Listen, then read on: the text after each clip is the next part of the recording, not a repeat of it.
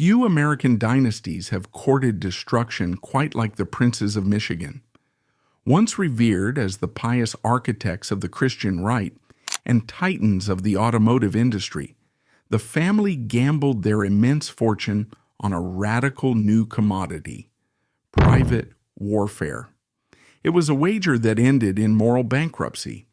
From the executive suites of Holland, Michigan to the carnage of Nisour Square, the Prince name evolved from a symbol of industrial success into a global brand for impunity and slaughter. Yet while their reputation lies in ruins, their terrifying innovation endured.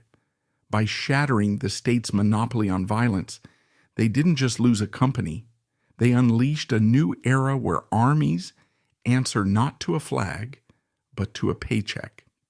The dynasty may be broken, but the shadow world they built has become the modern global standard. From sun visors to Navy SEALs. The origins of Blackwater, the world's most notorious private army, are not found in the Pentagon or the CIA, but in the quiet, snow-covered town of Holland, Michigan. This small, deeply religious community on the shores of Lake Macatawa was the cradle of the Prince family dynasty. It was here that Erik Prince, the family patriarch, built the engine of wealth that would one day fuel his son's global ambitions. Edgar was a man of the post-war American boom, an engineer with a relentless work ethic and a devout Calvinist faith. In 1965, he left his job at a local machine shop to start his own business, the Prince Corporation. He began with practically nothing, a few machines in a rented garage, but he possessed a singular genius for identifying the small, overlooked inconveniences of daily life and engineering profitable solutions for them. Edgar's breakthrough came from a simple observation. The sun visors in cars were flimsy and useless for anything other than blocking glare. He engineered a lighted vanity mirror that could be embedded directly into the visor. It was a small innovation, but when he sold the idea to General Motors, it revolutionized the automotive interior market. The lighted visor became a standard feature in nearly every American car, and the Prince Corporation exploded. Edgar didn't stop there. He invented the programmable garage door opener, the digital compass, and the overhead console. By the 1980s, his company was the largest employer in Holland, Michigan, generating hundreds of millions of dollars in revenue annually. The Prince family became royalty in Western Michigan, their name synonymous with industrial success and philanthropy. But the Princes were not typical billionaires. They were the bedrock of the Christian right. Edgar and his wife Elsa were deeply committed to a worldview that fused free market capitalism with evangelical Christianity. They were not just donors, they were architects of the modern conservative movement. They poured millions of dollars into organizations like the Family Research Council and Focus on the Family, groups dedicated to opposing abortion and gay rights. Their home became a salon for the titans of the Republican Party. Figures like Ronald Reagan and George H.W. Bush were not just political leaders to the Princes, they were house guests. It was into this atmosphere of extreme wealth, fervent religion, and high-stakes politics that Erik Prince was born on June the 6th, 1969. He was the youngest of 4 children and the only son, the heir apparent to the industrial kingdom. From birth, Erik was different. While his older sisters, including Betsy, who would later marry Dick DeVos, heir to the Amway fortune, and become Donald Trump's Secretary of Education, were groomed for leadership within the family's philanthropic and political circles, Erik was drawn to the martial. He grew up steeped in a culture that revered the military and viewed the world as a battlefield between the forces of righteousness, America and Christianity, and the forces of darkness, communism and secularism. As a boy, Erik was obsessed with war. He devoured books on military history, collected weapons, and idolized the rugged individualism of figures like Oliver North. Erik Prince indulged his son's fascinations, taking him on trips that were far removed from the country clubs of Michigan. They traveled to Berlin to see the wall, to the Dachau concentration camp to witness the evidence of evil, and, most significantly, to the Soviet Union.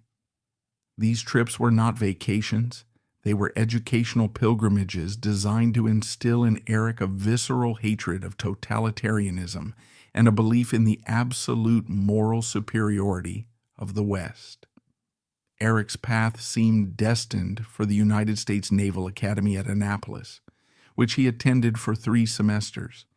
However, chafing under the rigid bureaucratic discipline of the academy, which he viewed as stifling and overly concerned with polish rather than warfare, he transferred to Hillsdale College, a small, conservative liberal arts school in Michigan known for its rejection of federal funding and its adherence to free market principles.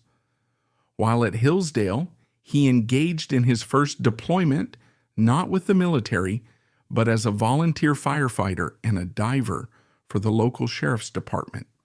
He also interned in Washington, D.C. for George H.W. Bush's White House and for Congressman Dana Rohrabacher, a staunch anti-communist. It was during this time that Prince reportedly joined a search team in Nicaragua, hunting for mass graves to expose the crimes of the socialist Sandinista government, an experience that cemented his view of himself as a warrior in a global ideological struggle. In 1992, after graduating from Hillsdale, Prince commissioned as an officer in the United States Navy, but he didn't want to be a fleet officer. He wanted to be the tip of the spear. He entered basic underwater demolition /SEAL training, BUD/S, the most grueling military training program in the world. Prince thrived in the punishment. He graduated and deployed with SEAL Team 8 to Haiti, the Middle East, and the Balkans. The SEAL teams were Prince's spiritual home.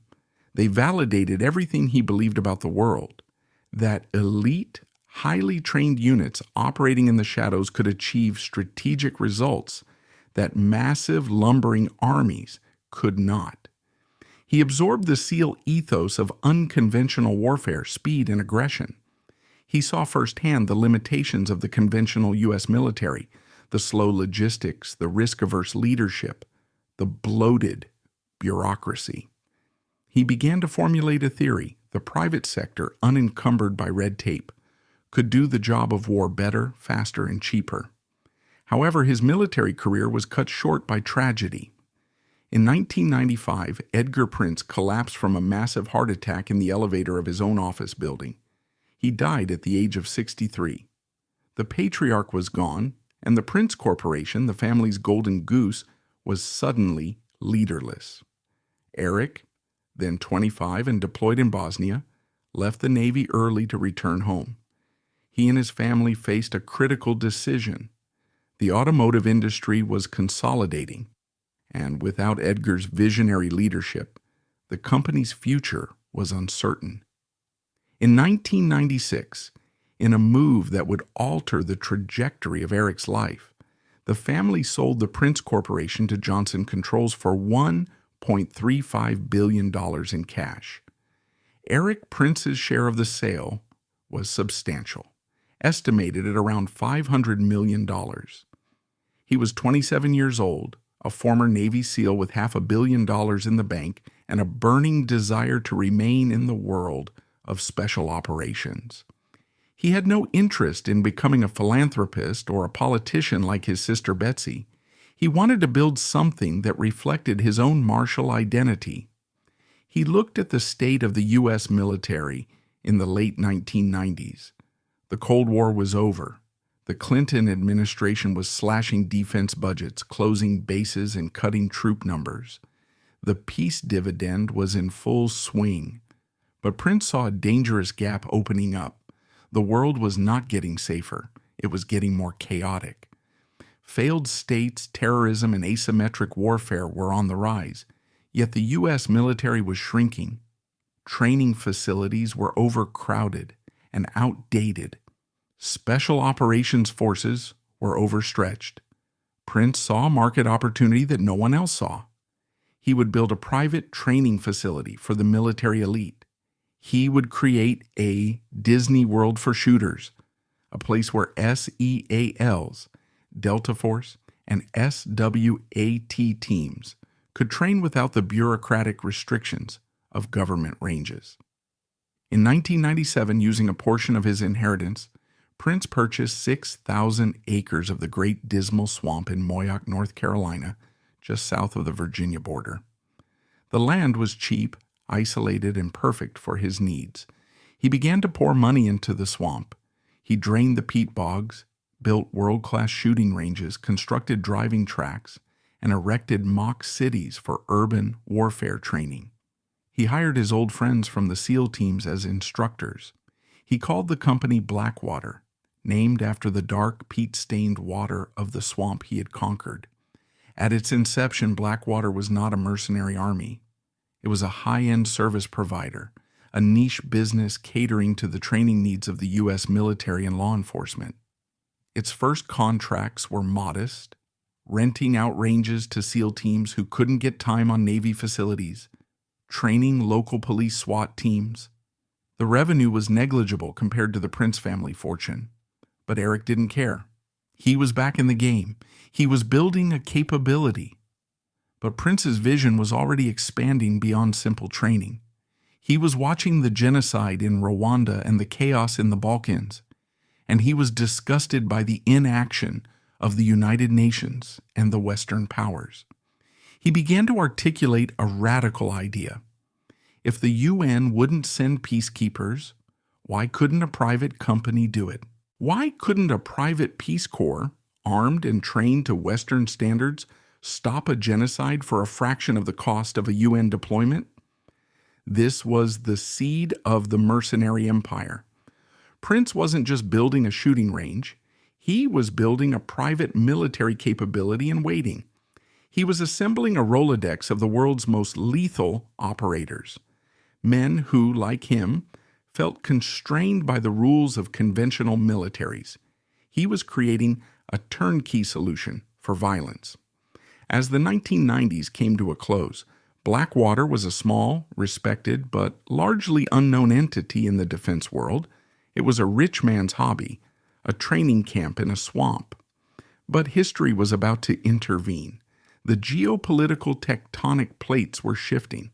The era of the peace dividend was about to end in a fireball, and the United States government was about to find itself in desperate need of exactly the kind of privatized lethal force that Erik Prince was preparing to sell.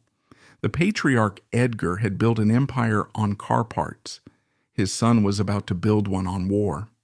Blackwater was the martial evolution of the Prince family ethos. The rigid Calvinist discipline that ruled Edgar Prince's dinner table was simply transplanted to the barracks of the North Carolina swamp. Erik Prince did not just inherit a bank account, he inherited a crusade.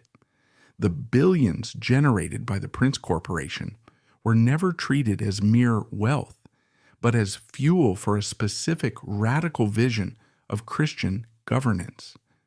Throughout the 1980s and 1990s, the family business had a dual output. On the factory floor, they were stamping out sun visors for General Motors, but in the shadows, they were manufacturing a movement. Edgar Prince was a key figure in the Council for National Policy, CNP, a secretive networking group for the wealthiest and most influential social conservatives in America. It was a place where right-wing donors, televangelists, and Republican strategists plotted the culture war. Erik grew up in this milieu.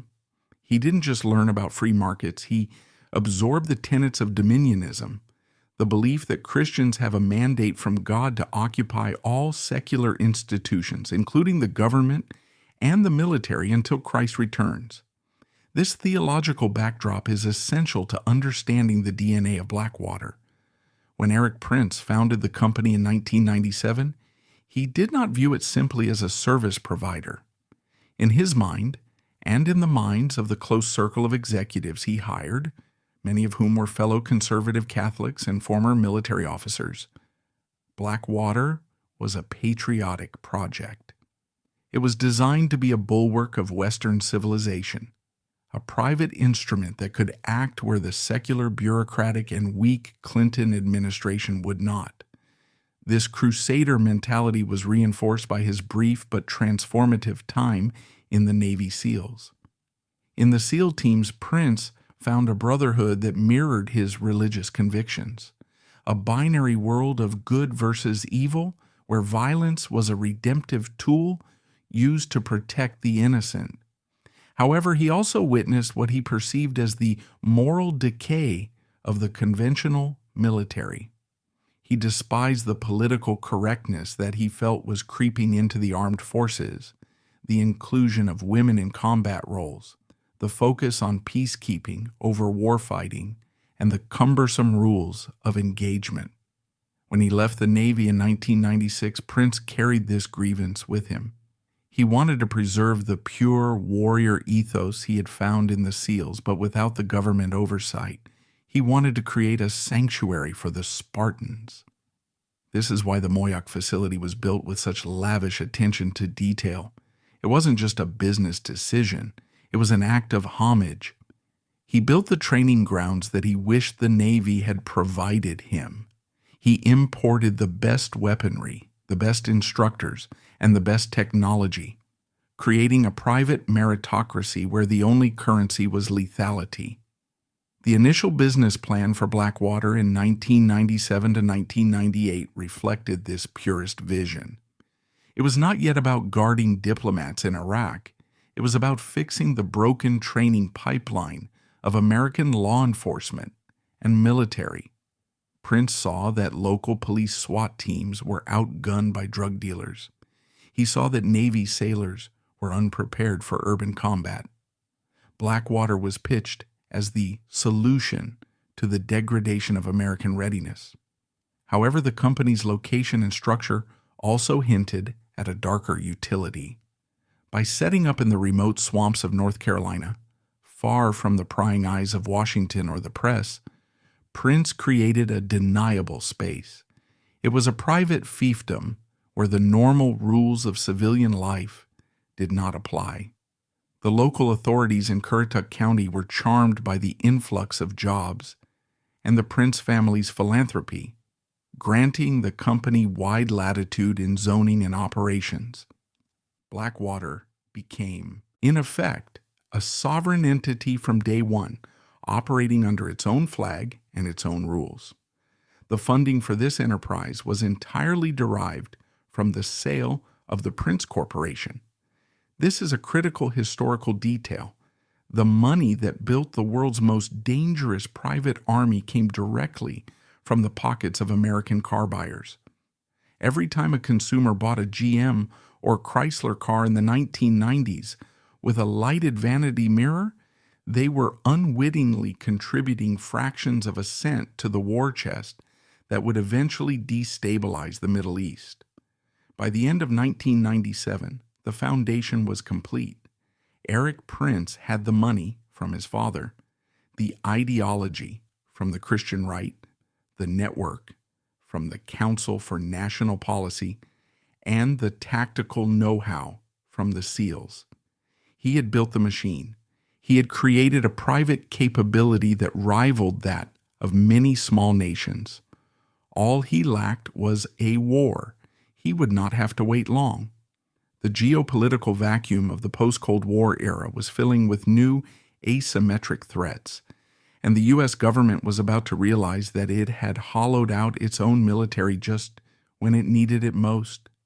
The stage was set for the collision of Prince's supply and America's demand. The golden age of the mercenary. For the first few years of its existence, Blackwater USA was a solution aggressively searching for a problem. The Moyoc facility, carved out of the North Carolina swamp in 1997, was an engineering marvel, a state-of-the-art playground for shooters featuring the world's largest private armory, mock urban environments, and driving tracks. But it was a financial black hole. Erik Prince had poured millions of his automotive inheritance into the infrastructure, betting on a future that had not yet arrived. The peace dividend of the Clinton era meant that military budgets remained tight, and the political appetite for outsourcing lethal force was non-existent. Blackwater was essentially a high-end curiosity, a boutique training center where local SWAT teams and the occasional SEAL platoon came to sharpen their skills on their own dime. Prince, restless and ambitious, believed in the inevitability of global chaos. But as the new millennium dawned, the world seemed frustratingly stable for a man selling a private army. The first fracture in the geopolitical ice appeared in October 2000 with the bombing of the USS Cole in Yemen. Al-Qaeda suicide bombers in a small fiberglass boat had managed to approach a billion-dollar U.S. destroyer and blow a hole in its hull, killing 17 sailors. The attack revealed a glaring asymmetric weakness in the U.S. Navy's capabilities.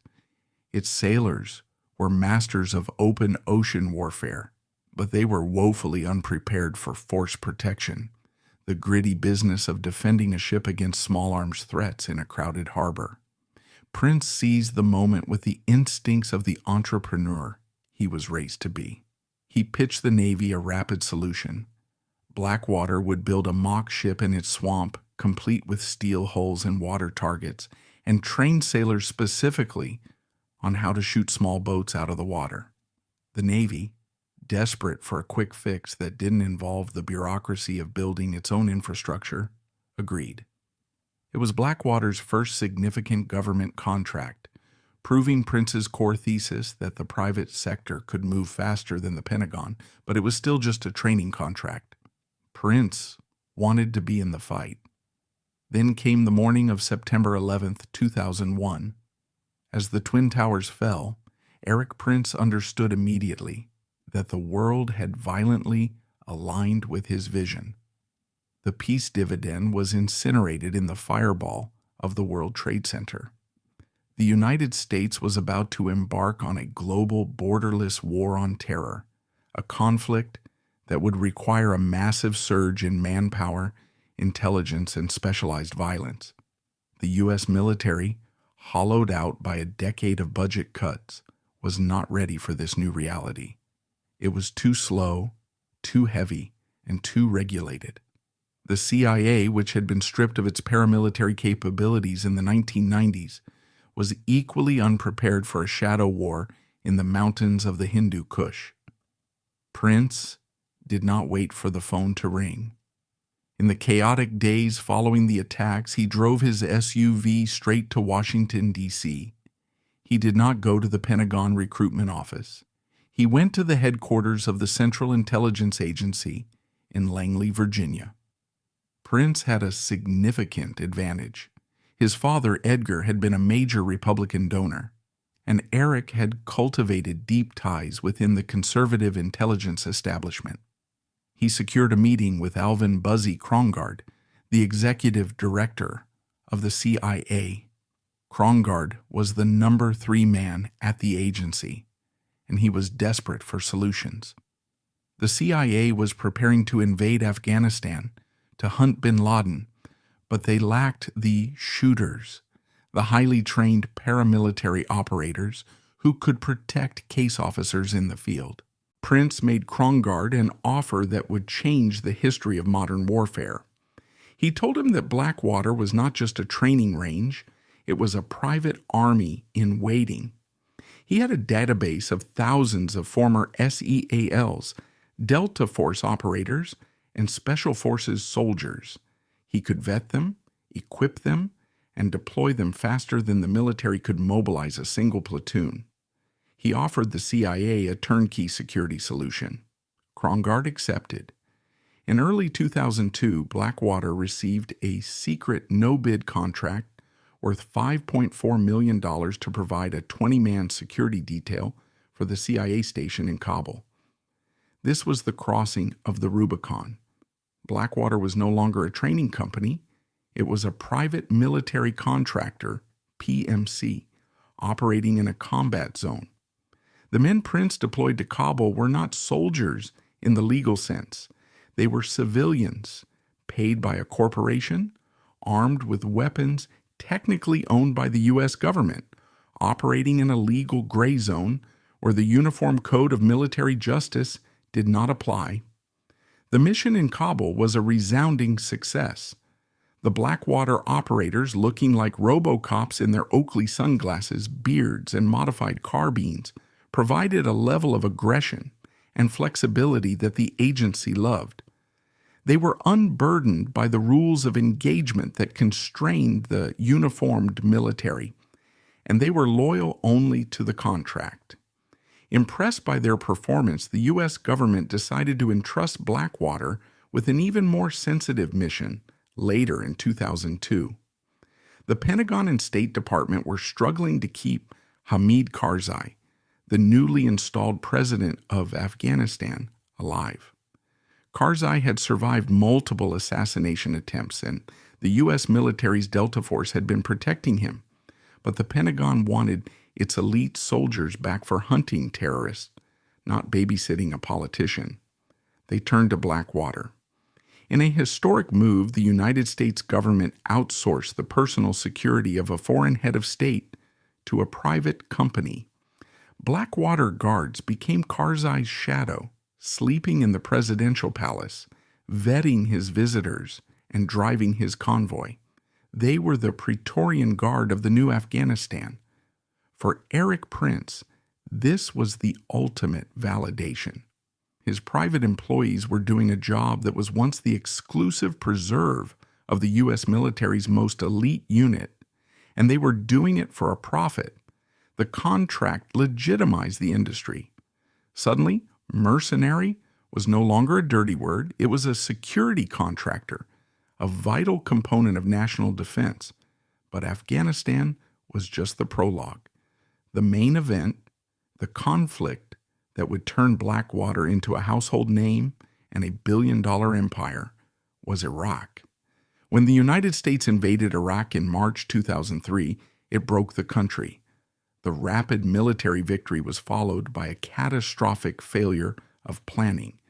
The Iraqi army was disbanded, the police force collapsed, and the country descended into looting and insurgency. The U.S. military, with only 150,000 troops on the ground, was woefully undermanned to secure the country. They could barely protect themselves, let alone the thousands of diplomats, engineers, and bureaucrats who were flooding into Baghdad to rebuild the nation. Into this security vacuum stepped L. Paul Bremer. Bremer was appointed by President Bush as the head of the Coalition Provisional Authority, CPA, effectively the Viceroy of Iraq. He was the most important man in the country, a target for every insurgent group in the Middle East. He needed protection, but the military was overstretched. In August 2003, the State Department awarded Blackwater a $27 million no-bid contract to provide personal security for Paul Bremer. This contract changed everything. It moved Blackwater from the shadows of covert CIA ops into the blinding spotlight of the occupation. Overnight, Blackwater became the face of the American presence in Baghdad. The image of Paul Bremer, dressed in a suit and combat boots, striding through Baghdad surrounded by a phalanx of burly Blackwater guards, became the defining visual of the era. These guards were not subtle. They drove massive armored SUVs. They wore tactical gear, but no rank insignia. They pointed machine guns at Iraqi civilians to clear traffic. They were the men in green, operating with an air of total impunity. Under the terms of their contract, and later under CPA Order 17, a law signed by Bremer himself just days before he left Iraq, Blackwater contractors were granted immunity from Iraqi law. They could not be arrested by Iraqi police. They could not be tried in Iraqi courts, they were untouchable. This legal immunity bred a culture of aggression. Blackwater operators, paid up to $600 a day, 6 times what a U.S. Army sergeant made, viewed their mission in stark terms. The principle must survive at all costs. The lives of Iraqis were secondary. They drove aggressively, famously ramming Iraqi cars that got too close to their convoys. They threw water bottles and frozen Gatorade at other vehicles to clear the road. They adopted a shoot-first mentality. To the U.S. government, Blackwater was indispensable because they kept the VIPs alive. Not a single American diplomat under Blackwater protection was killed during this period. Prince touted this statistic constantly. But to the Iraqi people, Blackwater was a symbol of arrogance and occupation, a death squad roaming their streets in SUVs, answerable to no one. The ambush in Fallujah in March 2004 was a gruesome tragedy, but for Blackwater it was also a marketing opportunity. It allowed Erik Prince to argue that his men were under-equipped for the war they were fighting. Just days later, on April 4, 2004, the company would prove exactly how ready it was for combat in an engagement that is often cited as the turning point for the entire industry, the Battle of Najaf. On that Sunday morning, the holy city of Najaf exploded into violence. The Mahdi army, a Shia militia loyal to cleric Muqtada al-Sadr, launched a massive coordinated assault on the Coalition Provisional Authority, CPA, compound. The compound was defended by a handful of U.S. Marines, some Salvadoran soldiers, and 8 Blackwater contractors. When the attack began, the overwhelming numbers of the militia threatened to overrun the facility. In the chaos, the lines of command blurred. The Blackwater contractors, mostly former SEALs with decades of combat experience, effectively took tactical command of the defense. They took up positions on the roof of the CPA building and engaged in a relentless hours-long firefight. As the battle raged and ammunition ran low, Blackwater did something no private company had ever done before. It deployed its own air support. The company dispatched its own MD-530 Little Bird helicopters from Baghdad to resupply the defenders on the roof. These small, agile helicopters, flown by Blackwater pilots, flew through a hail of enemy fire to drop crates of ammo and evacuate the wounded. During the battle, videos surfaced of Blackwater snipers on the roof, calmly picking off targets while communicating on radios with the same professional detachment as a Tier 1 military unit. The defense of Najaf was a tactical masterpiece. The compound held, but it also crossed a red line. Private citizens, paid by a corporation, had engaged in a sustained high-intensity battle, commanded U.S. and coalition troops, and utilized private air power to kill insurgents. The distinction between security guard and soldier had evaporated. Following Najaf, Blackwater's aviation division, Presidential Airways, exploded in size. Prince bought a fleet of Casa 212 transport planes and Super Tucano light attack aircraft. But the most visible symbol of Blackwater's dominance in Iraq became the Little Bird. These helicopters, often with Blackwater shooters hanging out the sides armed with M4 carbines and belt-fed machine guns, became a fixture of the Baghdad sky. They flew top cover for the diplomatic convoys below. However, their tactics were terrifyingly aggressive. To clear traffic for the VIPs, the helicopters would fly dangerously low, buzzing Iraqi cars and pedestrians. If a vehicle didn't stop fast enough, the door gunners would fire warning shots into the hood or the engine block. This was the shoot-first culture that permeated the company. Blackwater operators were not subject to the Uniform Code of Military Justice, UCMJ. They operated in a legal vacuum.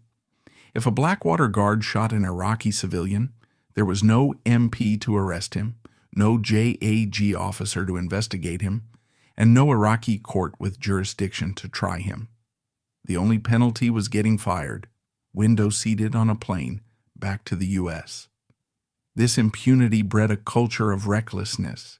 Internet videos began to circulate, set to heavy metal music, showing Blackwater convoys ramming Iraqi cars, running civilians off the road, and firing indiscriminately into traffic to keep the lanes open.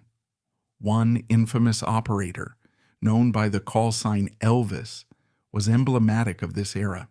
He was eventually fired for aggressive behavior, but not before becoming a symbol of the cowboy mentality that Prince's company encouraged.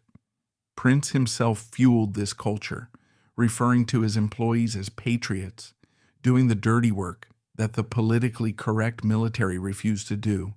He insulated them with the best lawyers and the best gear, creating a loyalty that bordered on a cult. By 2006, Blackwater was virtually a fourth branch of the U.S. military in Iraq. They had their own base in the Green Zone, their own intelligence network, and their own logistics train. They were the Praetorian Guard for the entire U.S. diplomatic mission. The State Department was completely dependent on them. American diplomats could not move a single inch outside the Green Zone without a Blackwater detail. This dependency gave Prince enormous leverage. He could charge premium rates, and the government paid without question. The burn rate was astronomical. Blackwater was billing the U.S. government roughly $1,222 per day for a single protective security specialist. The company's footprint also expanded domestically.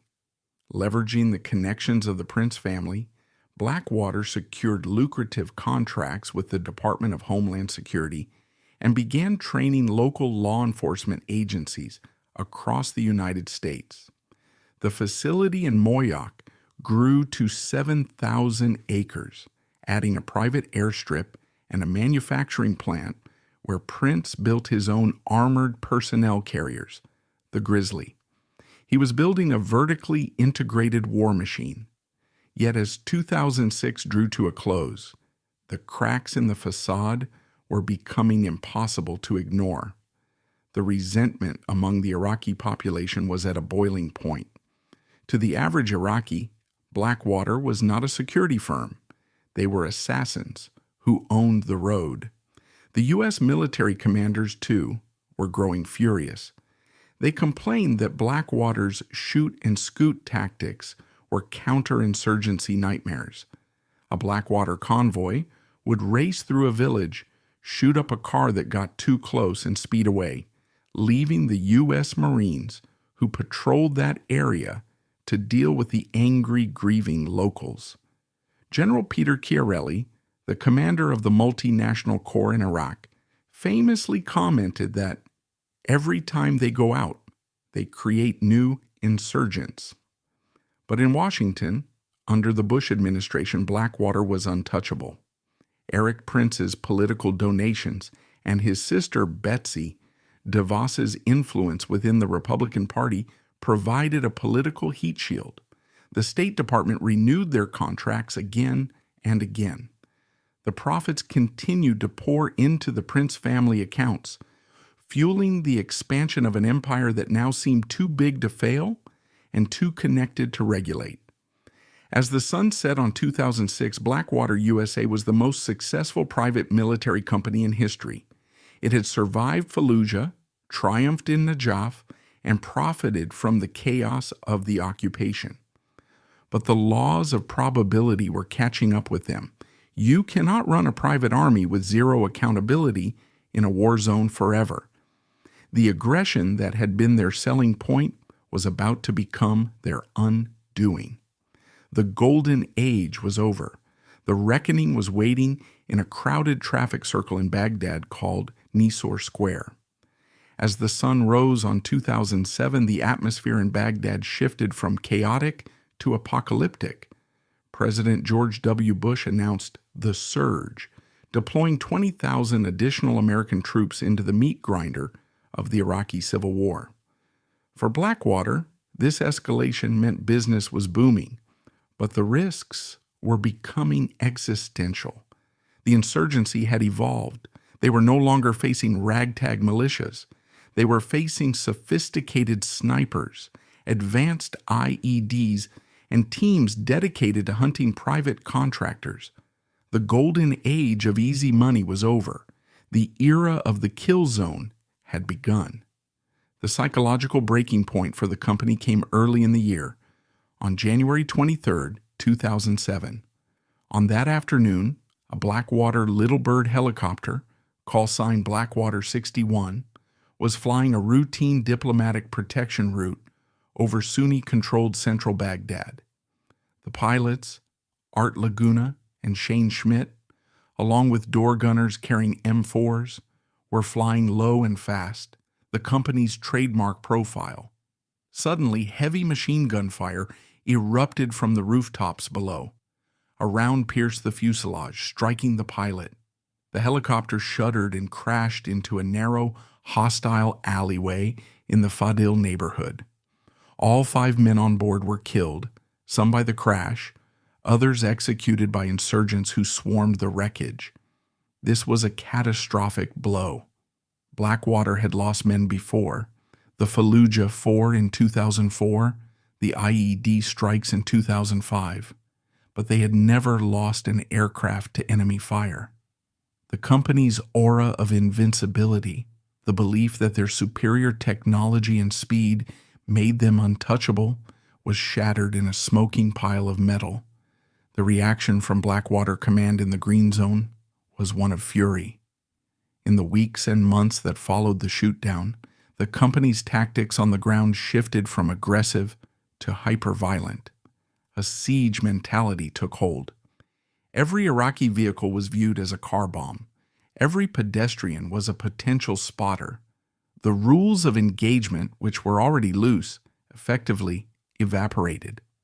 Throughout the spring and summer of 2007, Blackwater teams were involved in a series of high-profile shooting incidents that terrorized the city but were largely hushed up by the State Department. In May 2007, a Blackwater convoy driving near the Iraqi Interior Ministry got into a heated standoff with Iraqi police commandos. Guns were drawn. Blackwater operators, refusing to back down to locals, disarmed the Iraqi police at gunpoint, humiliating the host nation's security forces in broad daylight. It was a diplomatic disaster, proving that the private army had more power than the state itself. Days later, another incident occurred that foreshadowed the looming tragedy. A Blackwater sniper positioned on the roof of the Justice Ministry shot and killed an Iraqi driver whom he claimed was driving suspiciously near the compound. An investigation revealed the driver was simply lost. The State Department official in charge of oversight, known as the Regional Security Officer, RSO, initially tried to discipline the shooter. But Blackwater's influence in Washington was so potent that the RSO was reportedly told to back off. The shooter was quietly flown home, facing no charges. The message to the men on the ground was clear: keep the principal alive and the company will bury the bodies. By August 2007, the operational tempo was unsustainable. Blackwater operators were running multiple missions a day in 120-degree heat, fueled by caffeine, steroids, which were reportedly rampant in the contracting world, and a constant adrenaline-soaked fear. They were exhausted. They felt abandoned by the military, hated by the Iraqis, and protected only by their own firepower. The company's footprint had now expanded to nearly 1,000 operators in Iraq alone. Erik Prince, operating from the safety of Virginia, continued to push for more. He testified before Congress, painting a picture of a disciplined, heroic force. But the reality on the ground was a fraying wire. The Wolf Pack, the nickname for the tactical support teams, was off the leash. They were rolling through Baghdad with heavy machine guns, armored Bearcats, and a belief that they were the lords of the city. As September 2007 dawned, the tension in Baghdad was palpable. The insurgency was pushing back against the surge with waves of suicide bombings. The U.S. Embassy was on high alert. Blackwater teams were briefed that complex attacks against convoys were imminent. The paranoia was absolute. The men were primed for a fight. They were waiting for a spark. That spark would come on a Sunday afternoon in a busy traffic circle in the Mansour district. The rise of Blackwater was complete. The machinery of violence was fully assembled, funded, and deployed. Now, it was about to malfunction in the most horrific way possible. The empire that Erik Prince had built on the promise of security was about to become the primary source of terror. The massacre at Nisour Square. On the morning of Sunday, September 16, 2007, the city of Baghdad was sweltering under a midday sun that pushed temperatures past 100 degrees. The atmosphere in the Green Zone, the fortified American citadel in the center of the city, was electric with tension. Earlier that morning, a massive car bomb had detonated near the jagged concrete blast walls of the compound, sending a plume of black smoke into the sky and putting every security detail on high alert. For the men of Blackwater's tactical support team, Raven 23, the explosion was a call to action. They were the heavy hitters, the rapid response force equipped with the heaviest armor and the biggest guns, designed to rescue other diplomatic convoys if they came under fire. Raven 23 rolled out of the Green Zone gates in a convoy of 4 massive armored Bearcat vehicles, mounting M240 machine guns and turrets. Their mission was ostensibly defensive.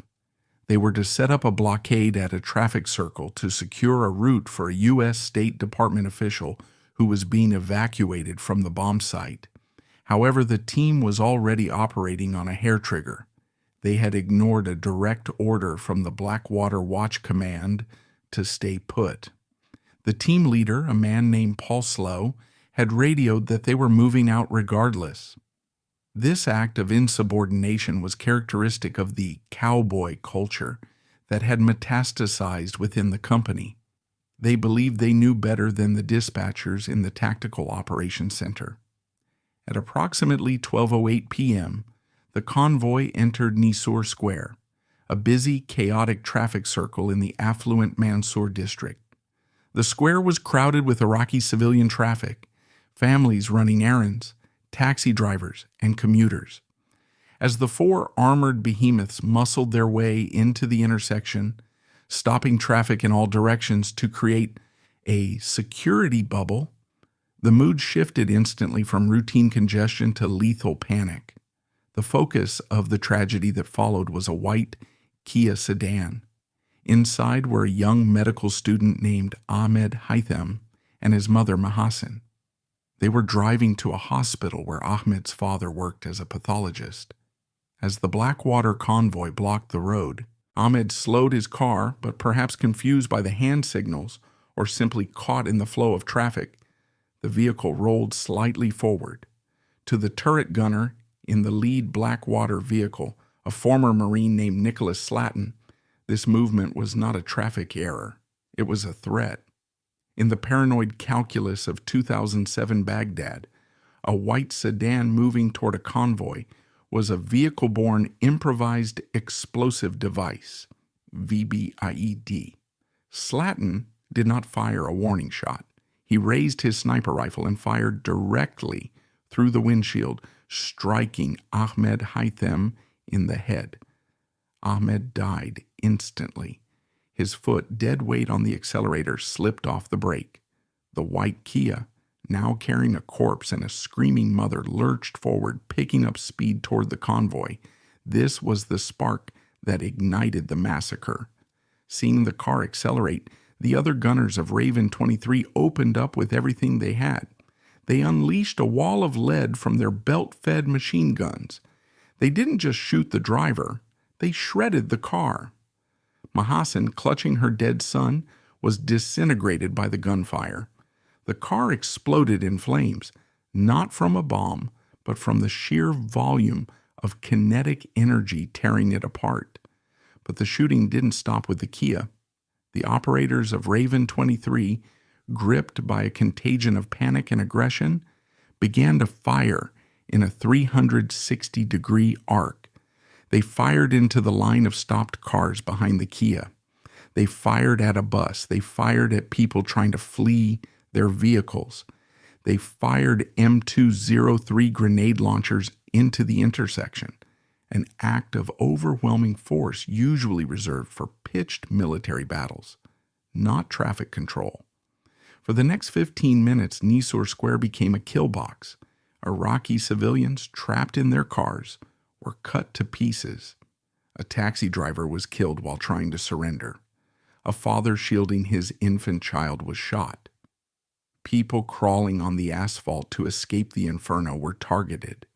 The Iraqi police officers stationed in the traffic circle, who tried to signal that there were no insurgents, were engaged by the Blackwater gunners as enemy combatants.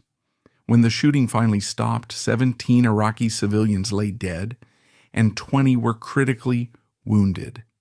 Among the dead were 2 children. The white Kia had been reduced to a smoking skeleton.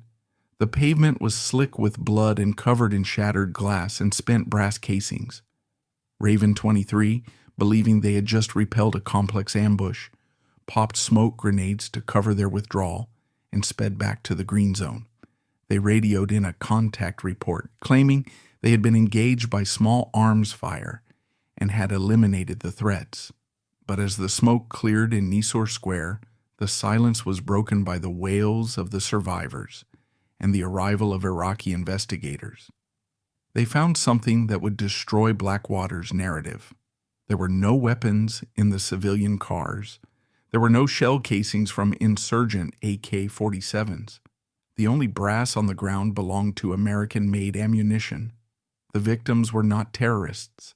They were doctors, students, and children. The news of the massacre hit Baghdad like a shockwave. For years, the Iraqis had endured the arrogance of the private contractors, the aggressive driving, and the random shootings. But this was different. This was slaughter in broad daylight. The Iraqi Prime Minister, Nouri al-Maliki, famously weak and beholden to the Americans, was forced to act by the sheer scale of the public outrage. He called the killings a crime and demanded justice. Within 24 hours, the Iraqi government announced that it was revoking Blackwater's license to operate in the country. Back in the United States, the news broke slowly, filtered through the confusion of the war zone. Blackwater's initial press statements were defiant.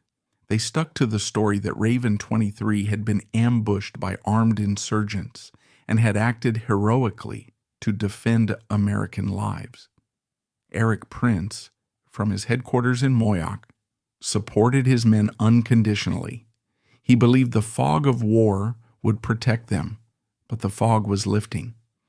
The U.S. military, which had arrived at the scene shortly after Raven 23 fled, conducted an initial assessment. Their report, sent up the chain of command to General David Petraeus, was blunt. There was no evidence of an enemy attack. It appeared to be a case of unprovoked negligence. This military report was the first crack in the dam. The State Department, terrified of losing its protectors, tried to shield Blackwater. They offered the operators of Raven 23 limited immunity in exchange for their statements, a botched legal maneuver that would complicate the prosecution for years. But the FBI was eventually called in. When FBI agents arrived in Baghdad later in 2007 to investigate, they were appalled by what they found. They interviewed witnesses, examined the wreckage, and collected the physical evidence.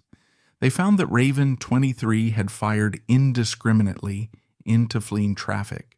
They found that Nicholas Slatton, the sniper who fired the first shot, had reportedly told teammates earlier that he wanted to kill as many Iraqis as he could as payback for 9/11. The FBI investigation concluded that of the 17 killings, At least 14 were completely unjustified under the rules of engagement. It was not a battle, it was a murder scene. For Erik Prince, the Nisour Square massacre was the beginning of the end. The cloak of secrecy he had carefully maintained was ripped away. On October 2nd, 2007, he was summoned to appear before the House Committee on Oversight and Government Reform. It was a spectacle the world had never seen. The secretive billionaire warlord, forced to sit at a small witness table under the glare of television lights. Prince, with his boyish haircut and expensive suit, did not look like a mercenary. He looked like a CEO, but his testimony was defiant. He refused to apologize. He argued that his men were patriots working in a war zone, subject to split-second decisions that politicians in air-conditioned rooms could not understand. "I believe we acted appropriately at all times," Prince told the committee. When asked about the innocent dead, he deflected, blaming the chaotic environment of Iraq. He was calm, icy, and utterly unrepentant. To his supporters on the right, he was a hero being scapegoated by anti-war liberals. To the rest of the world, he was the face of American arrogance, a man who believed his money and his mission placed him above the law. The hearing was a public relations disaster, but the legal consequences were just beginning. The Justice Department, under immense pressure from the Iraqi government and the international community, began to prepare federal charges against the men of Raven 23.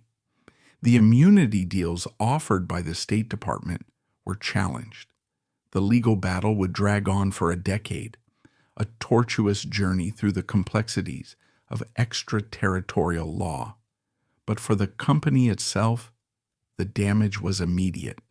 The brand Blackwater had become toxic.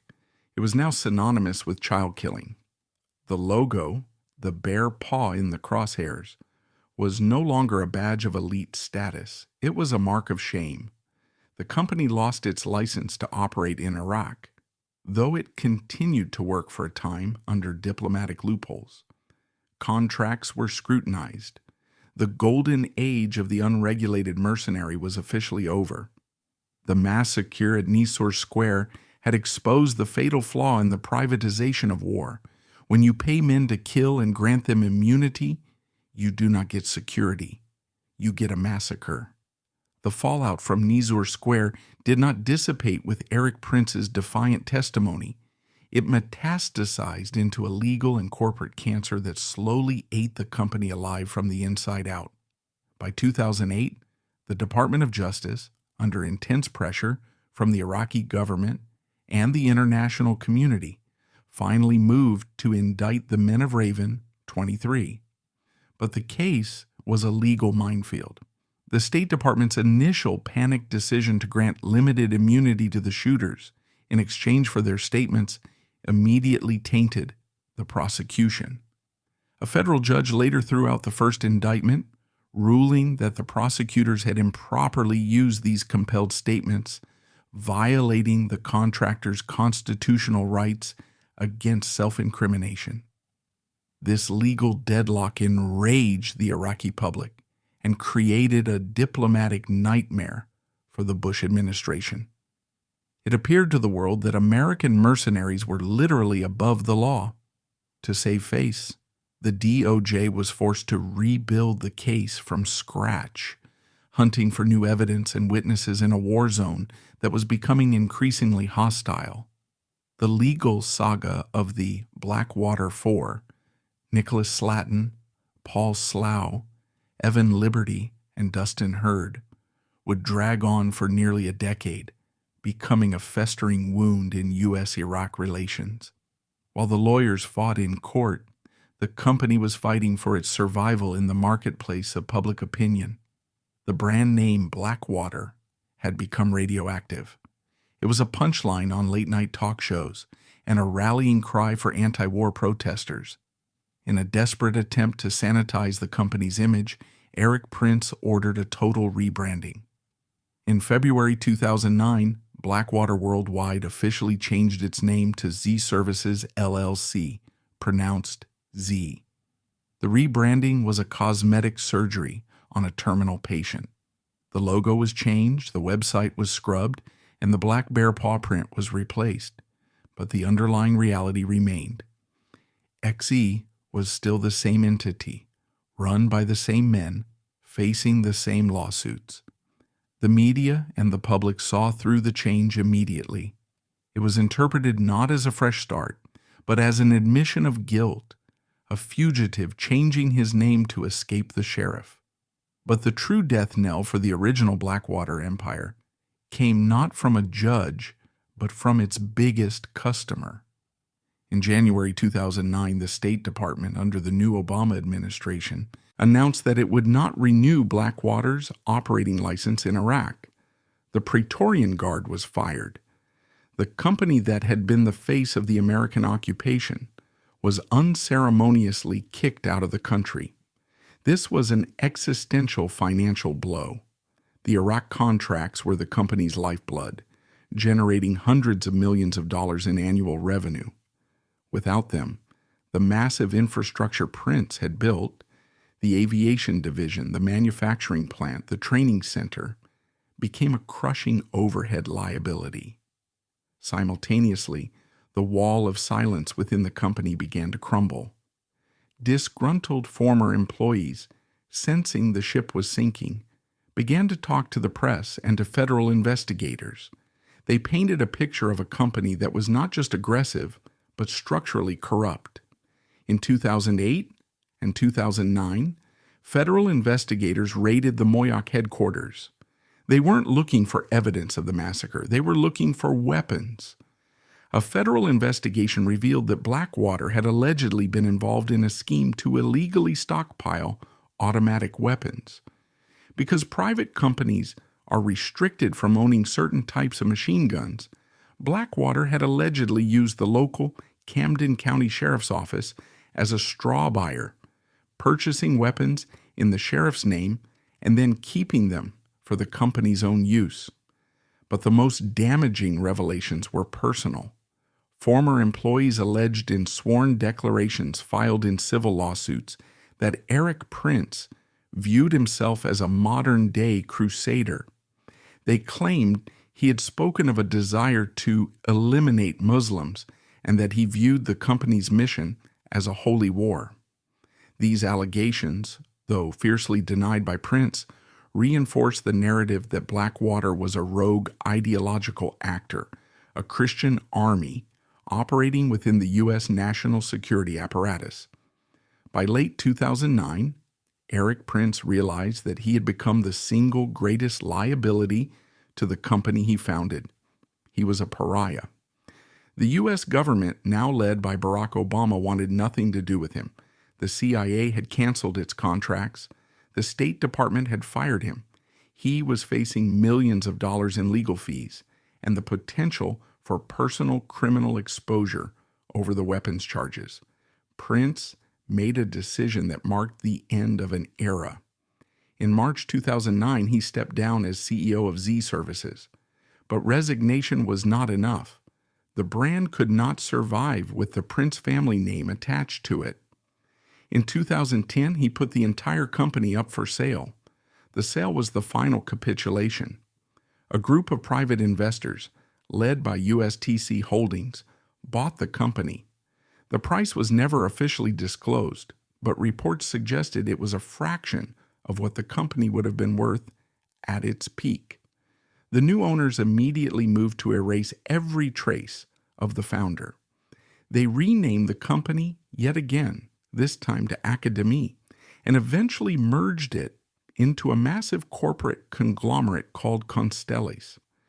The Blackwater that had terrified Baghdad was gone, absorbed into the bland corporate anonymity of the global defense industry. For Erik Prince, the sale was an exit strategy, but it was also an exile. He felt betrayed by the country he believed he had served. He argued that he had done exactly what the government asked of him, only to be thrown under the bus when the politics shifted. Bitter, Wealthy and still young, he was only 41, Prince decided to leave the United States entirely. In 2010, he moved his family to Abu Dhabi in the United Arab Emirates. He chose a country with no extradition treaty with the United States. He left behind the lawsuits, the congressional hearings, and the ruins of his reputation, but he did not leave behind his ambition. He was done with the American government, but he was not done with the business of war. In the deserts of the UAE, free from the constraints of American law and democracy, Erik Prince began to dream of a new kind of army, one that didn't need a national flag at all. The Merchant of Death was setting up a new shop, building secret armies for foreign dictators. The year 2010 marked the beginning of Erik Prince's exile, but it was not a retreat into obscurity. It was a strategic relocation to a jurisdiction where his unique talents were still in high demand and where the constraints of American law could be safely ignored. Having sold the toxic assets of Blackwater, renamed Z Services, and facing a mountain of legal exposure in the United States, Prince moved his family and his operations to Abu Dhabi, the capital of the United Arab Emirates. He did not choose this location for its climate, but for its politics. The UAE had no extradition treaty with the United States, offered total corporate opacity, and was ruled by an ambitious monarchy flush with oil wealth and deeply suspicious of the Arab Spring that was beginning to destabilize the region. For a man looking to reinvent the mercenary trade away from the prying eyes of Congress and the FBI, it was the perfect sanctuary. Prince arrived in the desert not as a fugitive, but as a visionary consultant. He secured a meeting with Sheikh Mohammed bin Zayed Al Nahyan, MBZ, the Crown Prince of Abu Dhabi and the de facto ruler of the Emirates. Prince's pitch to the Sheikh was audacious and tailored perfectly to the monarch's fears. He argued that the Emirati military, though lavishly equipped with American hardware, was untested and potentially unreliable in a domestic crisis due to tribal affiliations. What the Sheikh needed, Prince argued, was a force that was loyal to nothing but the paycheck and the crown. He offered to build a secret, private army. This was not a standard security contract for guarding malls or embassies. It was a proposal for a battalion-level military formation capable of special operations. Prince proposed an 800-man foreign legion to ensure absolute loyalty and to avoid the religious and political complications of using Muslim soldiers to kill other Muslims in the event of an uprising. Prince proposed a radical hiring strategy. He would recruit Colombian mercenaries. Colombian soldiers were the ideal candidates. They were battle-hardened from decades of fighting FARC guerrillas and drug cartels in the jungles of South America. They were tough, professional, and crucially, cheap. Prince could hire them for a fraction of the daily rate of an American Navy SEAL. Most importantly, they had no political stake in the Middle East. They would shoot whom they were told to shoot, whether it was an Iranian commando or a rioting guest worker in a Dubai labor camp. The Sheikh agreed to the plan, handing Prince a contract worth an initial $529 million. Operating under the cover of a new opaque holding company called Reflex Responses, R2, Prince set to work. He established a secret training base in the Emirati desert called Zayed Military City, hidden behind high walls and sand dunes. The logistics of this operation, later exposed by the New York Times, were a masterpiece of sanctions-busting creativity. Prince could not legally export American weapons or hire American military trainers for a foreign army without a license from the U.S. State Department. A license he knew he would never get given his pariah status in Washington. So he bypassed America entirely. He hired seasoned South African mercenaries, veterans of the apartheid-era executive outcomes and other private wars to serve as the officers and trainers. He sourced weapons, including mortars, rifles, and Land Rovers, from the global gray market, avoiding U.S. export controls. He flew in hundreds of Colombian soldiers on construction worker visas, confiscated their passports upon arrival to ensure operational security, and handed them uniforms. For 2 years, from 2010 to 2012, Prince built his battalion in the dark. The unit was trained for specific domestic missions, putting down labor riots, conducting counterterrorism raids within the UAE, and, in a worst-case scenario, defending the oil pipelines against sabotage. However, the project eventually hit the friction of reality. Prince had promised the Sheikh a Tier 1 capability equivalent to U.S. Special Forces, but the Colombian grunts, while brave, lacked the sophisticated skill set of SEALs. Cultural clashes erupted between the South African commanders and the Latin American troops, and inevitably, the secret leaked. When the existence of the R2 battalion was revealed in the American press, the Sheikh, embarrassed by the exposure and the potential diplomatic fallout, quietly distanced himself. Prince was gradually pushed out of the project, though the battalion itself remained absorbed into the UAE's military structure as a Praetorian Guard. This setback in the desert did not slow Prince down. It merely redirected his ambition toward a new frontier. By 2012, he had turned his eyes to Africa. The continent was in the midst of a resource boom, fueled by Chinese demand, but it was plagued by the same instability that Prince had always monetized. He saw a market for what he called frontier logistics, a euphemism for militarized supply chains. He founded a new company, Frontier Services Group, FSG, and in a move that stunned the U.S. national security establishment, he listed it on the Hong Kong Stock Exchange. This listing was a strategic pivot of immense geopolitical significance. By taking Chinese investment and listing in Hong Kong, Prince was signaling a shift away from the West and toward the rising superpower of the East, China. He began to pitch FSG as a logistics and security provider for China's massive Belt and Road Initiative in Africa. Chinese state-owned companies were pouring billions into mines, dams, and infrastructure in volatile countries like South Sudan and the Democratic Republic of Congo. They were targeted by rebels and kidnappers. They needed protection. Erik Prince, the former American Navy SEAL and CIA asset, was now offering his services to the People's Republic of China. U.S. intelligence officials watched with alarm as FSG bought planes, built airstrips in Kenya and Malta, and began moving men and equipment across the African continent. Prince argued he was just helping businesses operate, but to his critics he was providing China with a paramilitary capability in Africa, helping a strategic rival secure the mineral resources that would define the 21st century. While playing the great game in Africa, Prince was simultaneously pursuing a separate, highly secretive, and technologically audacious project: the creation of the world's first affordable privatized air force. This venture, codenamed Project Alpha, bridged his time in the UAE and his expansion into Africa.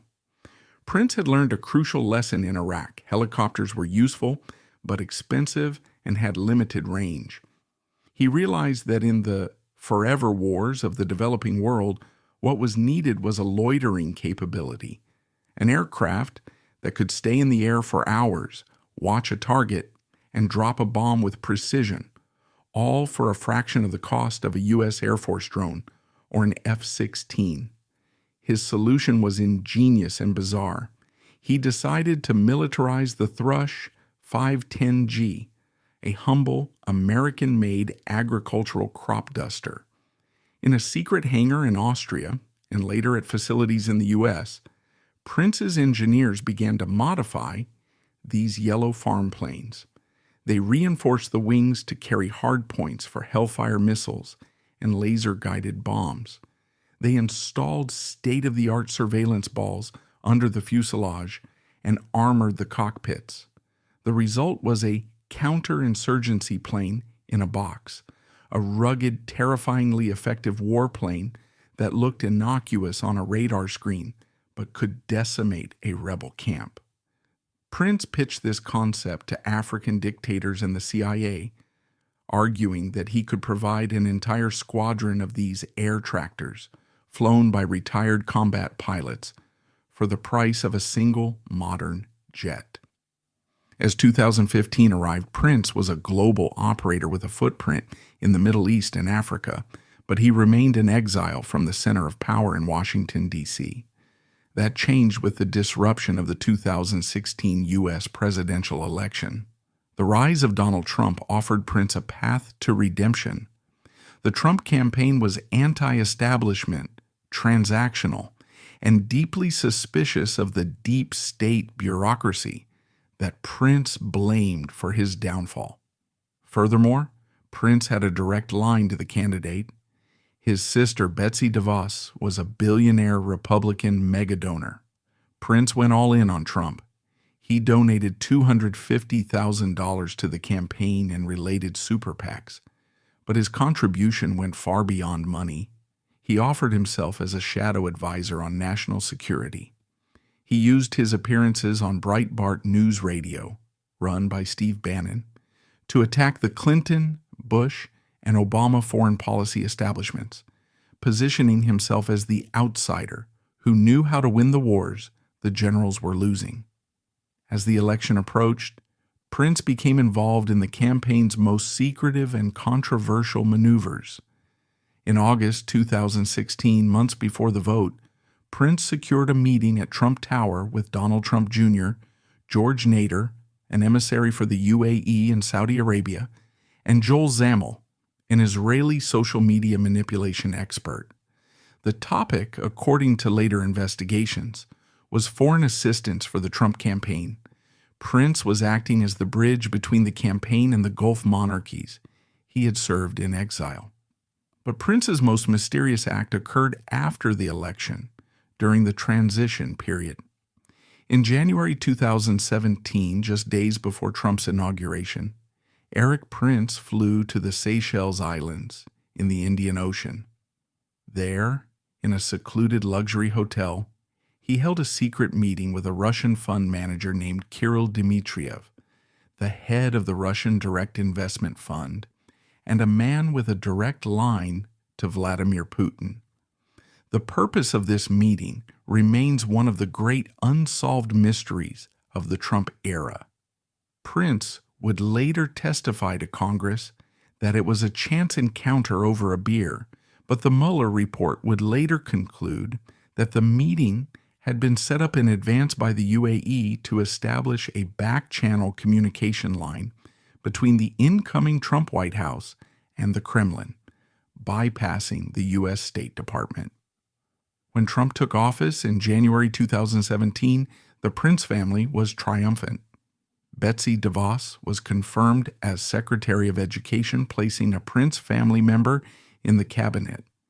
Erik Prince, though he had no official role, was suddenly an insider again. He was seen visiting the White House and advising Steve Bannon. The exile was over. The Merchant of Death was back in the Capitol, and he had a new radical plan to sell to the president. He wanted to privatize the longest war in American history, Afghanistan. By the summer of 2017, Erik Prince was operating with a level of access and audacity that he had not enjoyed since the early days of the Iraq occupation. With his sister Betsy DeVos installed in the cabinet and his allies Steve Bannon and Jared Kushner in the West Wing, Prince launched a public and private lobbying campaign to fundamentally restructure American foreign policy. His target was the longest war in American history, Afghanistan. For 16 years, the United States military had been bogged down in a stalemate against the Taliban, spending nearly $45 billion a year with little to show for it. President Trump, transactional by nature and deeply skeptical of his generals, was furious at the lack of progress. Into this frustration, Erik Prince inserted a radical solution. He published op-eds in the Wall Street Journal and appeared on cable news pitching a plan that would have effectively privatized the entire war.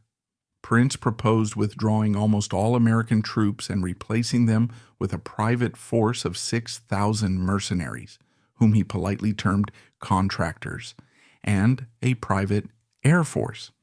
These men would be recruited from the special forces of allied nations, paid by the U.S. government, but commanded by a viceroy, a single, all-powerful American figure who would report directly to the president, bypassing the Pentagon bureaucracy. Prince was explicit about his historical model. He did not cite modern peacekeeping doctrine. He cited the British East India Company. He argued that the corporate colonial model of the 18th century, where a private company ruled India for profit, was the only way to stabilize Afghanistan. He claimed he could do the job for $10 billion a year, saving the American taxpayer over $30 billion annually. He promised to use lighter, cheaper, faster air power, likely his weaponized crop dusters, to crush the Taliban and secure the country's vast mineral wealth, including lithium and gold, which could then be extracted by Western companies to pay for the war. The proposal was met with horror by the U.S. national security establishment. Defense Secretary James Mattis and National Security Advisor H.R. McMaster viewed the idea as an abomination. They argued that handing over the sovereign power of war to a private CEO would undermine American moral authority, violate international law, and likely lead to massacres. They saw it as a mercenary army that would answer only to profit. But Prince had the president's ear.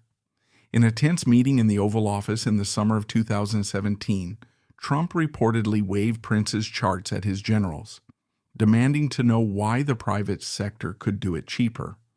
Although Mattis eventually managed to kill the plan, the fact that it was considered at the highest level of the U.S. government demonstrated how far the norms of warfare had shifted. Erik Prince had successfully normalized the idea that a national war could be treated as a corporate turnaround project. While Prince was failing to buy the war in Afghanistan, he was engaging in a dark Black Ops campaign on American soil that would remain hidden for years. The merchant of death was becoming a merchant of spies.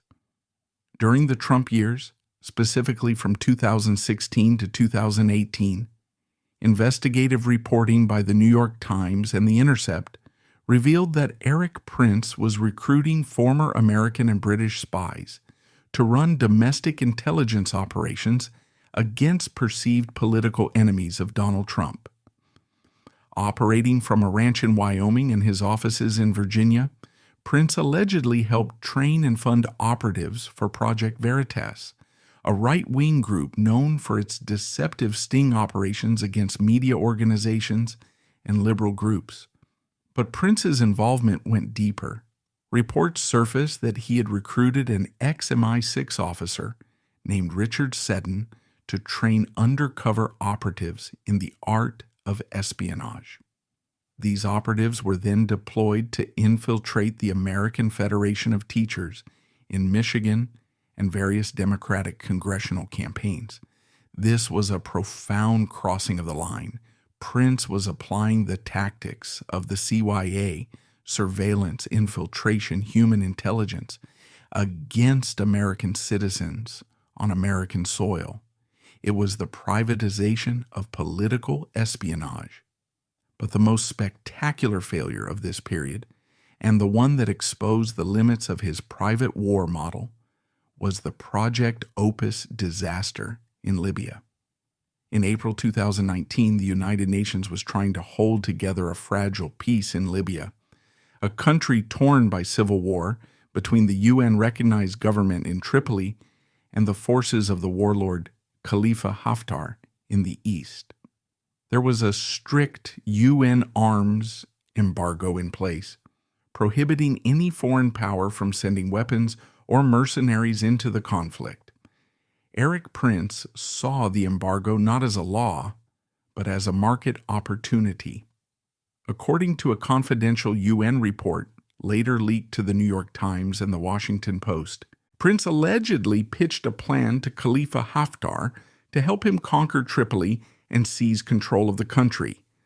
The plan, codenamed Project Opus, was a classic mercenary raid. Prince allegedly offered to provide Haftar with a hit team of Western mercenaries, attack helicopters, and surveillance aircraft to decapitate the Tripoli government. The price tag was reportedly $80 million. In June 2019, the operation was launched. A team of 20 mercenaries, mostly British, Australian, and South African, arrived in Benghazi. They had procured assault rifles and military gear. Simultaneously, Prince's associates allegedly arranged for the purchase of 3 military-grade helicopters from Jordan and South Africa, which were to be flown into Libya to provide air support. But the operation descended into a farce. When the mercenaries arrived, they found that General Haftar was unimpressed with their equipment. He had expected top-tier American gunships. Instead, he got refurbished, older helicopters. An argument ensued. Haftar, a volatile warlord, reportedly threatened the mercenaries, realizing they were in danger not from the enemy, but from their own client. The mercenary team panicked. In a scene reminiscent of a bad spy novel, the 20 mercenaries fled Benghazi in the middle of the night on June 29, 2019. They boarded 2 rigid hull inflatable boats, RHIBS, and made a desperate 350-mile run across the Mediterranean Sea to the safety of Malta. When they arrived in Malta, they were detained by authorities. The cover story fell apart. UN investigators seized their laptops and documents. They found the paper trail. It led back to companies associated with Erik Prince. The Project Opus disaster was a violation of international law on a massive scale. It was a private citizen attempting to overthrow a UN-recognized government using an illegal mercenary force. It exposed Prince to potential criminal liability for violating the UN arms embargo. But back in Washington, Prince remained insulated.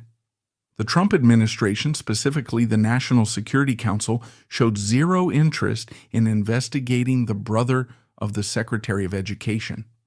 However, the domestic legal pressure was mounting on a different front. The Mueller investigation into Russian interference in the 2016 election had taken a hard look at the Seychelles meeting. When Robert Mueller's team interviewed Erik Prince, Prince stuck to his story. The meeting with the Russian fund manager Kirill Dmitriev was a coincidence, a chance encounter over a beer. But Mueller found evidence to the contrary. The special counsel obtained text messages and testimony from George Nader, the fixer who had arranged the meeting. Nader testified that the meeting was set up weeks in advance specifically to establish a back channel between Trump and Putin. The Mueller report, released in April 2019, laid out these inconsistencies in black and white. It strongly suggested that Erik Prince had lied to Congress and to federal investigators. In a functional legal system, this would be perjury, a felony. The House Intelligence Committee sent a criminal referral to the Department of Justice, urging them to prosecute Prince for lying to Congress. But the Department of Justice in 2019 and 2020 was run by William Barr, a staunch Trump loyalist. The referral died on the vine. Prince was never charged. Once again, his proximity to power and the Prince family halo had saved him. As 2020 arrived, the final year of the Trump presidency, Erik Prince was operating in a strange limbo.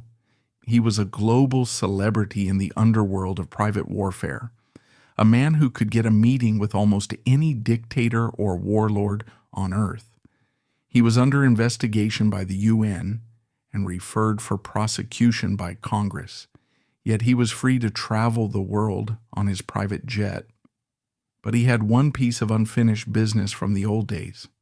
The men of Raven 23, the Blackwater guards who had committed the Nisour Square massacre in 2007, were sitting in federal prison. Nicholas Slatton was serving a life sentence for murder.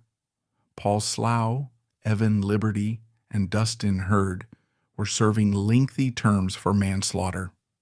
Prince had always maintained that these men were heroes, political prisoners sacrificed by a liberal establishment to appease Iraq. He began a quiet, intense lobbying campaign directed at one man, President Donald Trump.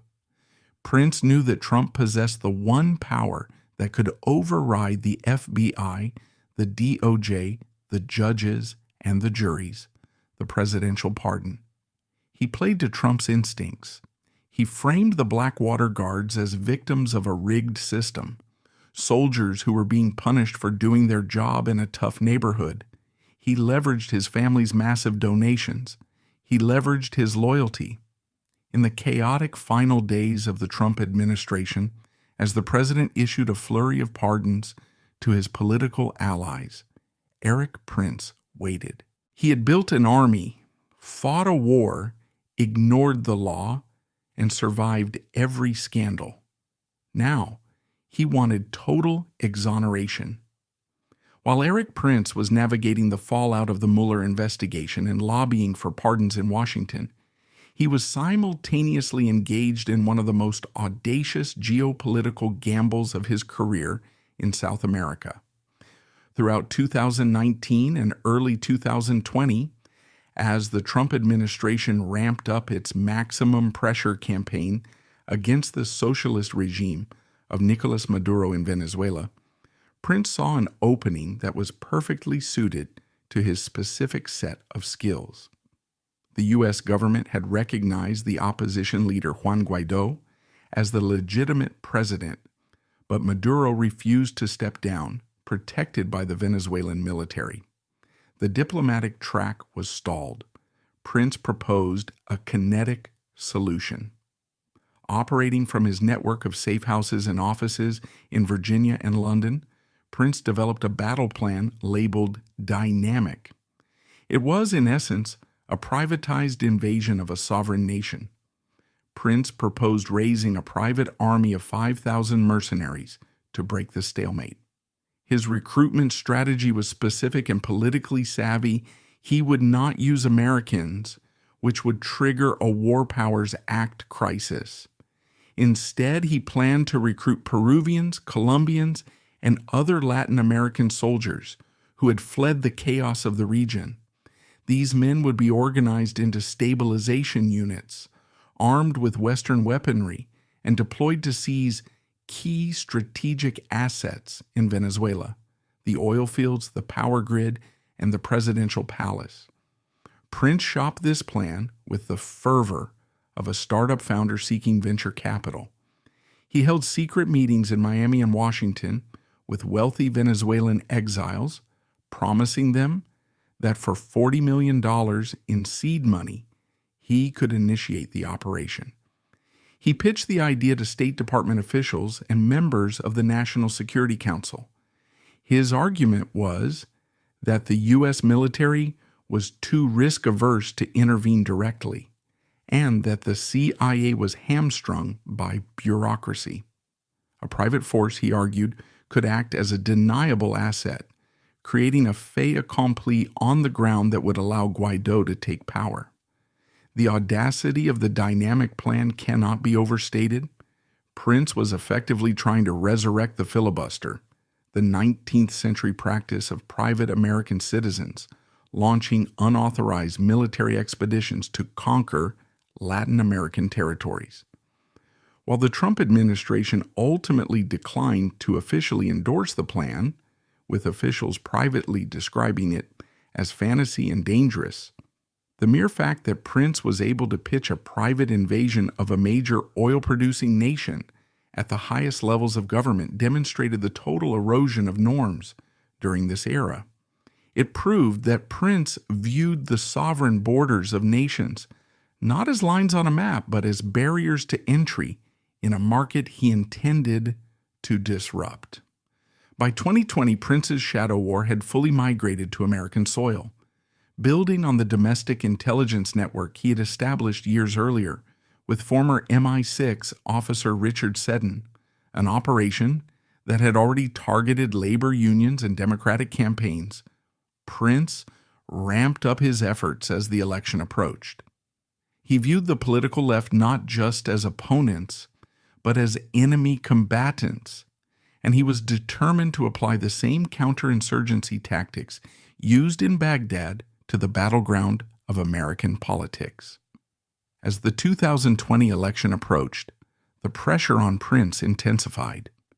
The various investigations into his conduct, the UN probe into the Libya raid, the FBI investigation into arms trafficking, and the congressional inquiries into his Seychelles testimony were converging.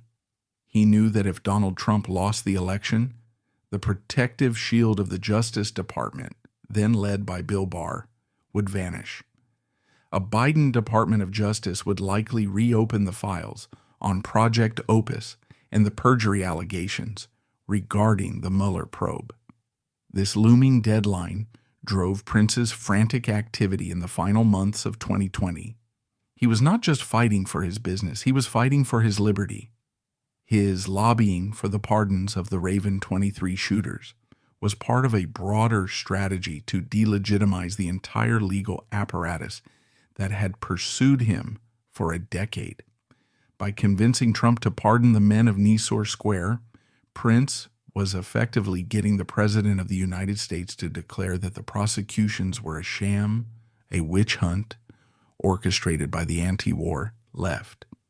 It was a preemptive strike against any future attempt to prosecute Prince himself. In the chaotic transition period of late 2020 and early January 2021, as the Trump presidency collapsed into the violence of January 6th, Prince remained a shadow player. While he was not publicly at the Capitol, his ideology, the belief in righteous violence, the distrust of institutions, and the idea that patriots must take matters into their own hands was the spiritual engine of the insurrection. The paramilitary aesthetic of the rioters, the tactical gear, the oath keepers moving in stacks, this was the culture Erik Prince had helped to mainstream. He had spent 20 years selling the idea that the government was broken and that armed private citizens were the only true guardians of the Republic. On January 6th, that idea came home to roost. The Trump era ended for Prince not with a bang, but with a quiet, successful escape. He had survived the Mueller investigation without an indictment. He had survived the UN Libya probe without an arrest warrant. He had secured the freedom of his men, and he had rebuilt his fortune through logistics contracts in Africa and security deals in the Middle East. He emerged from the most turbulent decade of his life with his liberty intact, his bank accounts full, and his philosophy vindicated by the chaos of the world. The Merchant of Death had proven that in the modern era, you didn't need to win the war to win the game. You just needed to survive the peace. Did the Merchant of Death win the long game? On the evening of December 22, 2020, just weeks before he was set to leave the White House, President Donald Trump delivered the final definitive victory for the Prince family dynasty. In a flurry of executive clemency grants announced just before Christmas, the president issued full unconditional pardons for Nicholas Slatton, Paul Slough, Evan Liberty, and Dustin Hurd, the 4 Blackwater contractors convicted of the slaughter at Nisour Square. The reaction in the United States was a mix of shock and partisan shrugs, but in Iraq, it was received as a final devastating national humiliation. For 13 years, the families of the 17 dead civilians, including the father of Ahmed Haytham, the medical student killed in the white Kia, had clung to the convictions as the only shred of justice they had ever received from the American system. The pardons obliterated that justice with the stroke of a pen.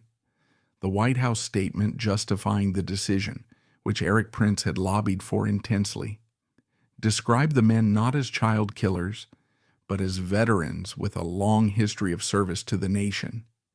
It completely bypassed the findings of the FBI, the grand juries, and the federal judges who had overseen the years-long legal process. For Erik Prince, the pardons were the ultimate vindication. They were the closing of the circle. He had founded Blackwater on the premise that private warriors were superior to public soldiers and that they deserved special protection. By securing their freedom, he had proven that the rules of the state did not apply to his men. He had demonstrated that with enough money, enough political leverage, and the right family connections, accountability was optional. The 4 men walked free from federal prison, their life sentences erased as if the massacre had never happened. But the legacy of Blackwater did not end with the pardons. In the years following the Trump presidency 2021 to 2024, Erik Prince did not retreat into a quiet retirement.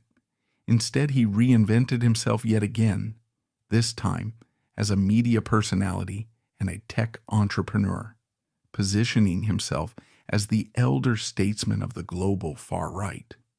Prince launched a podcast titled Off Leash, a name that seemed to be a deliberate, trolling nod to the criticism of his Wolfpack era. On the show, he railed against the woke U.S. military, advocated for a colonial approach to foreign policy, and continued to pitch his services to the world. He became a fixture on the conservative speaking circuit, warning of the collapse of Western civilization and offering hard solutions. His newest business venture, launched in 2022, was a pivot from kinetics to cyber.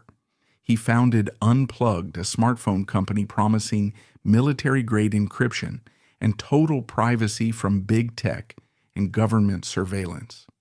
It was a product perfectly tailored for his new audience. Paranoid libertarians, survivalists, and political dissidents who believed the deep state was watching them. The man who had once sought to build the CIA's surveillance network was now selling the tools to defeat it. However, the true legacy of the Prince family is not found in a podcast or a phone. It is found on the battlefields of Ukraine, Africa, and the Middle East. Erik Prince won the ideological argument. When he started Blackwater in 1997, the idea of a private army fighting a sovereign war was considered an anachronism, a relic of the colonial era. Today, it is the global standard. The most terrifying validation of the Blackwater model came from America's greatest adversary, Russia. The Wagner Group, the Russian private military company led by Yevgeny Prigozhin, until his death in 2023, was a near-perfect mirror image of Blackwater. Like Prince, Prigozhin was a businessman with deep ties to the state but no official position. Like Blackwater, Wagner operated in the gray zone, allowing the Kremlin to project power in Syria and Africa while maintaining plausible deniability. Like Blackwater, Wagner was accused of war crimes and massacres. When Russia invaded Ukraine in 2022, the similarities became undeniable. Erik Prince publicly commented on the war, arguing with characteristic audacity that if the Biden administration had allowed him to send his Air Force to Ukraine in 2021, he could have deterred the Russian invasion. He framed the conflict as a failure of conventional deterrence and a missed opportunity for privatization. While his offer was ignored, the reality on the ground proved that the age of the mercenary had fully arrived. Both sides in modern conflicts now routinely rely on contractors for logistics, intelligence, and combat support. The monopoly on violence that nation-states had jealously guarded for centuries has been permanently fractured. The normalization of the private military company, PMC, is the Prince family's enduring gift to the world. Before Blackwater, war was the solemn duty of the citizen soldier. After Blackwater, war became a service sector. Prince proved that you could float a mercenary army on the stock market, rebrand it when the PR got bad, and walk away rich even when the mission failed. He transformed the moral hazard of war into a business model. As of 2024, Erik Prince remains a free man, a billionaire, and an influential voice in global politics. He travels between London, Abu Dhabi, and the United States, pitching new ideas for border control in the U.S. and resource security in Africa. His sister, Betsy DeVos, remains a kingmaker in Republican politics. The family fortune, born in a garage in Michigan making car parts, has successfully laundered itself through the blood of the Middle East and emerged clean on the other side. The story of the Prince family is ultimately a story about the privatization of the American dream. Erik Prince believed that private enterprise could build a better sun visor. His son believed that private enterprise could build a better war. The tragedy is not just that Erik Prince failed to deliver security. It is that he succeeded in destroying the idea that some things, like justice, accountability, and the power to kill, should never be for sale. The Shadow Army has not disbanded. It has simply metastasized, becoming the invisible architecture of a world where the only law is the contract, and the only crime is not getting paid. The ultimate consequence of the Blackwater saga is not just the normalization of mercenaries abroad, but the subtle creeping privatization of security at home. The boomerang effect, a concept often cited by political scientists where tactics used in foreign wars eventually return to the domestic front, has been fully realized in the career of Erik Prince. The militarized police forces that patrolled American cities during the civil unrest of 2020, equipped with armored personnel carriers and tactical gear indistinguishable from those used in Baghdad, are the spiritual descendants of the Blackwater ethos. Prince sold the idea that security is a commodity to be purchased, rather than a public good to be guaranteed. In doing so, he helped erode the social contract. When wealthy neighborhoods in Los Angeles or New York hire private security details that look and act like special forces units, they are participating in the fragmentation of the state that Prince predicted and profited from. Furthermore, the brain drain that Blackwater initiated has permanently altered the United States military. For 20 years, the promise of a Blackwater paycheck, 3 or 4 times the salary of an active duty soldier, has lured thousands of the most highly trained special operations forces out of the military and into the private sector. This hollowing out of the elite ranks has created a dependency loop. The military loses its best men to the private sector, and then has to hire the private sector to do the jobs those men used to do. The taxpayer pays twice, once to train the SEAL or Green Beret, and again to hire him back as a contractor at a premium rate. Erik Prince did not just build a private army. He privatized the most valuable human capital of the Pentagon. As the narrative of the Prince family concludes, it stands as a stark monument to the transformation of American power in the late 20th and early 21st centuries. Erik Prince, the patriarch, represented the industrial age. He built physical things, created jobs in his community, and believed in a rigid, if controversial, moral order. His son, Erik Prince, represents the post-industrial age.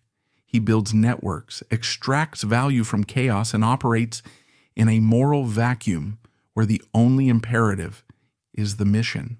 The family fortune has transitioned from the tangible production of automotive parts to the intangible, violent service of global instability. The story of Blackwater is, in the final analysis, a tragedy of accountability. It revealed that the legal institutions of the United States, the Department of Justice, the Congress, the courts, are woefully ill-equipped to restrain a transnational entity that operates in the seams of the map. Erik Prince proved that a determined individual armed with enough wealth and political connection can effectively secede from the legal constraints that bind ordinary citizens. He can run a private foreign policy, influence elections, and wage private wars, all while retaining his liberty and his fortune. In the history books of the future, the name Blackwater will likely appear not as an aberration, but as a pioneer. Just as the Dutch East India Company presaged the British Empire, Blackwater presaged the era of corporate warfare that now defines the 21st century. Erik Prince, the man who wanted to be a crusader, ended up being a prophet of a darker, more fractured world, a world where the flag you fight for matters less than the company that signs your check. The legacy of the Prince family is a world where war is no longer politics by other means, but simply a business transaction, and business is always open.